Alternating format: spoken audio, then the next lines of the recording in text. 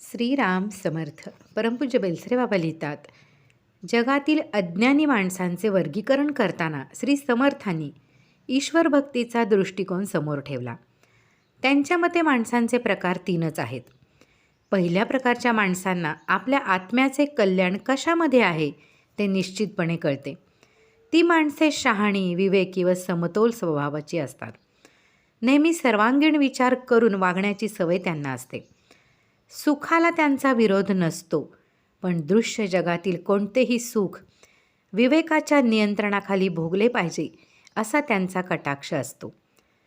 पण शरीर आत्मकल्याणाचे प्रमुख साधन आहे, म्हणून आत्मा व शरीर यांचे सामंजस्य राहील असेच आणि इतकेच सुख भोगणे त्यांना इष्ट वाटते. ही माणसे सत्वगुणी समजावी. दुसऱ्या प्रकारच्या माणसांना आपल्या आत्म्याचे कल्याण कशामध्ये आहे हे कळत नाही असे नाही, परंतु त्यांच्या मनोरचनेत भोगवासनांचा जबर प्रभाव असतो. कामवासना, पैशाची लालसा, खाण्यापिण्याची वासना, मजा मारण्याची वासना यांचा अंमल त्यांच्यावर चालतो. त्यांच्या विचारात व आचरणात संवाद नसतो. त्यामुळे आपल्या वासनांना तृप्त करण्याच्या नादी किती लागावे याचे तारतम्य त्यांना राहत नाही. आत्म्याला असलेले मूल्य शरीराला दिल्याने त्यांच्या जीवनात मी व माझे यांचे जाळे पसरते. प्रापंचिक स्वार्थापलीकडे त्यांचा विचार जाऊ शकत नाही.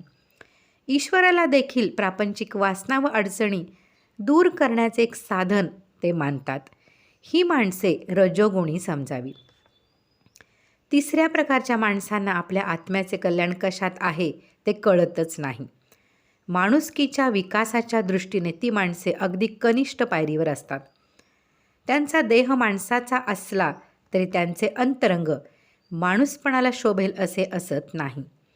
आत्म्याचे अकल्याण किंवा आत्म्याची अधोगती होईल असेच त्यांचे जीवन असते. कामवासना आणि पैशाची वासना यांच्या सर्वस्वी अधीन होऊन जगणारी ही माणसे घातपाती व अघोरी वृत्तीची असतात.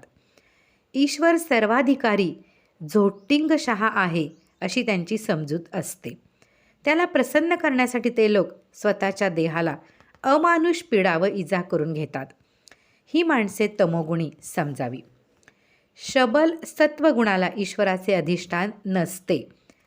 ते नसलेला सत्वगुणी माणूस संयमाने, नीतिधर्माने व सौजन्याने वागतो, परंतु आपल्या नैतिक वागण्याचे आणि परोपकाराचे चीज होत नाही ही व्यथा त्याला राहते. शुद्ध सत्वगुणी माणूस ईश्वरासाठीच जगतो, त्यामुळे त्याचे सौजन्य त्याला तत्काळ समाधान देते. ईश्वराला साक्षी ठेवून तो वागतो. शबल रजोगुण ममत्वाने प्रपंचात गुंतवतो. शुद्ध रजोगुण ईश्वरावर ममत्व देतो. माणसाची क्रियाशक्ती तो ईश्वराकडे लावतो.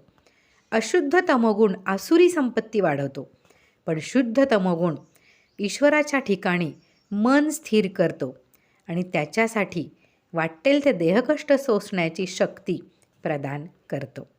श्रीमद दासबोध प्रवचन पारिजात सत्वगुण लक्षण भाग 1. परमपूज्य बेलसरे बाबा. श्रीराम जय राम, जय जय राम, जय जय रघुवीर समर्थ.